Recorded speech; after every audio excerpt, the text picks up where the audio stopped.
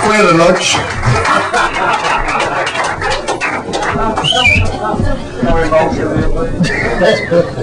Right, I know what Anthony means about being nervous. I had to have a therapy session with Stuart Hammond earlier, so that just tells you how nervous one gets. Right, good afternoon, and to everybody, and the dubious table on people on table 7 here. The lady with the short blonde hair over there with an Irish accent is Rosaline, who may look very sweet and innocent, but this is her hobbies: ritual castration and Texas Hold'em. After a couple of drinks, she can get confused.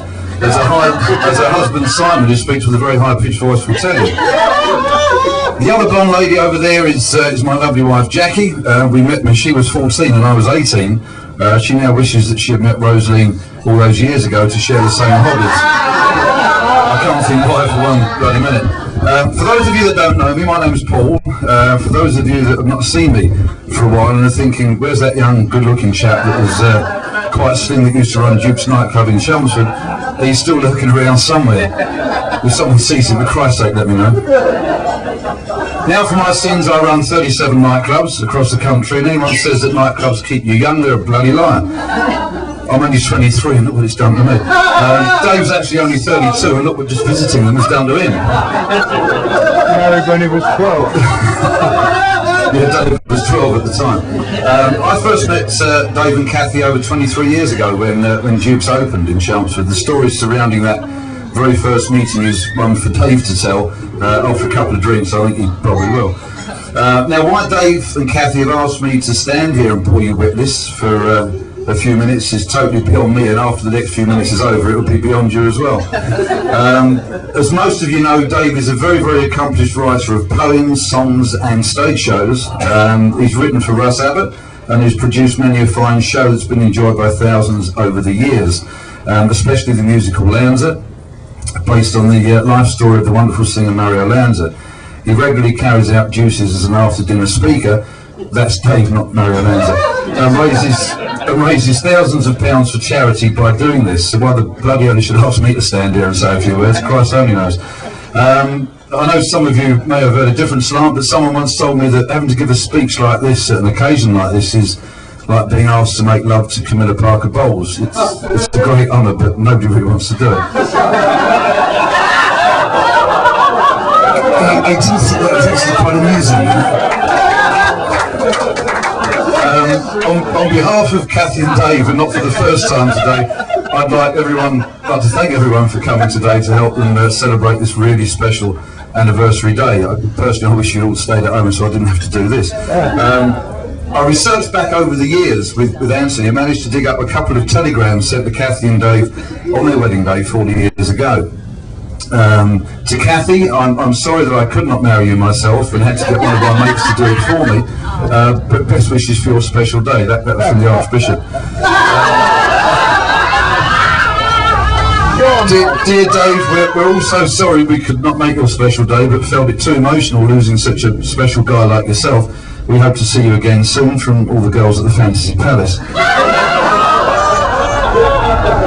Good luck to Dave, our best customer from all the Smirnoff distillery in Blackburn. There is also one from all the guys that Dave used to play football with. Dear Kathy, we found Dave to be totally useless in every position, and we hope you have better luck. Well done.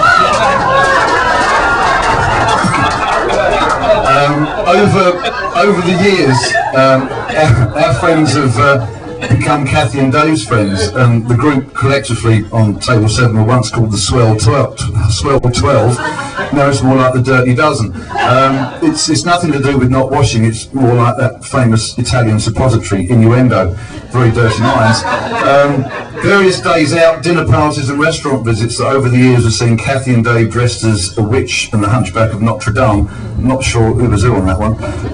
A visit to Chessington with Dave dressed as a cowboy. No change there.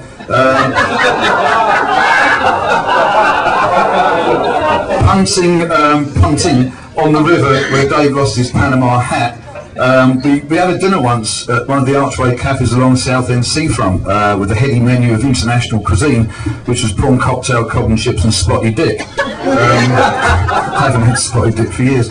And an annual visit every Christmas to the Ancora restaurant in Hadley with Dave singing every bloody verse of Bye Bye Miss American Pie every year after year. You probably heard him earlier out there. It's the same bloody bloke that plays the guitar in the restaurant. I'm sure that there's many of you here that can relate to these stories, with many a situation where Kathy and Dave have been in the thick of the action on such an occasion with yourselves. And as with ourselves and our little group, the whole experience is enhanced and enlightened by the both of them being there. Unless, of course, it's a quiz night.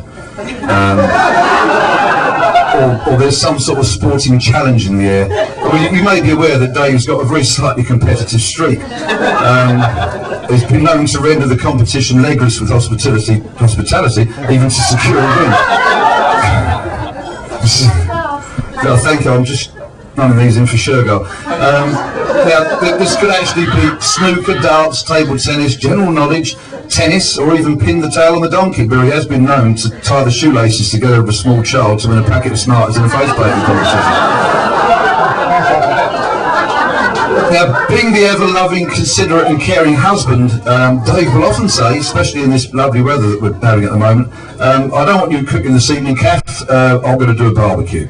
Oh, the look of sheer horror that comes over Kathy's face is instant. By the time that Kath has worked out which part of which slain beast has got to be subjected to the Denison barbecue tongs, made a trip to the shops to purchase said bits, bought and prepared the ingredients for a salad, topped up the garlic granules, the grinding salt, the pepper, the virgin olive oil, replenished the French dressing, the Italian dressing, the poor Newman low calorie, full of goodness, non-fat, over-expensive, God knows what dressing, pot boiled a pan full of the best new potatoes, de-seeded and cut into regulation 2-inch strips, homemade yellow peppers, red peppers, blue peppers, green, baked some homemade whole-wheel sesame seed rolls, laid the table, slipped into something casual, poured out a large vodka and tonic for his lordship, and handed in the overflowing dish of defatted lamb, beef, pork and chicken that he prepared earlier. Dave can start the hard bits so Kathy doesn't have to cook.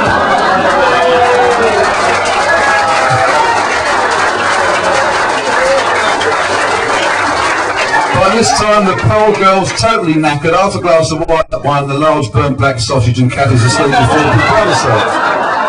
Loves the sausage.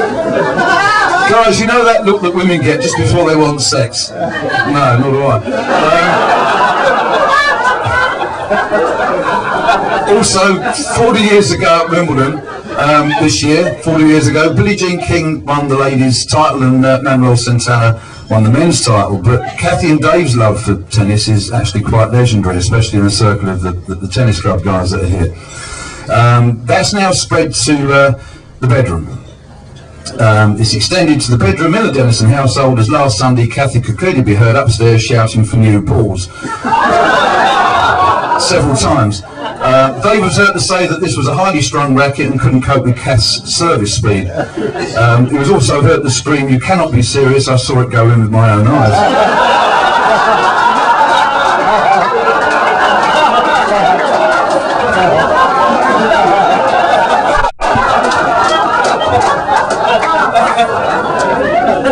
Before their wedding, Dave's friends all told him to remember the 5 rings: the engagement ring, the wedding ring, the suffering, the torturing, the enduring. Now, 40 years ago, this lovely couple were married on that great day of England winning the World Cup by beating West Germany 4-2. Over the years, Kathy and Dave's love of football has extended to their love and loyalty to Tottenham Hotspur Football Club. And all major international games are watched avidly in the Denison household, with every pass and strike analysed and commented on. However, this year was a slightly different story. During the World Cup final 2006 between Italy and France, Dave actually fell asleep. And you didn't know I took this, Dave, but there's a photograph to prove it. With his belly hanging out. As the Vice President of Spurs, Dave is able to mix with the rich and famous, be on first name terms with the players and partake of nibbles and niceties in the boardroom.